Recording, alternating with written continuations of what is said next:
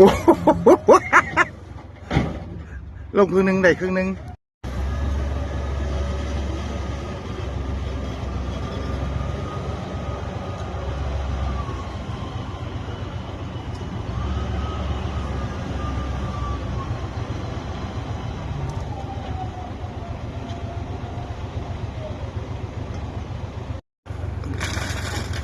โอ้เนี่ยใจบอกว่ามันบ่เหีย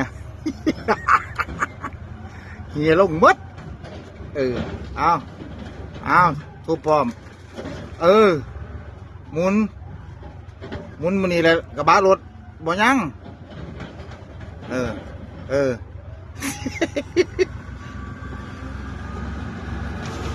โก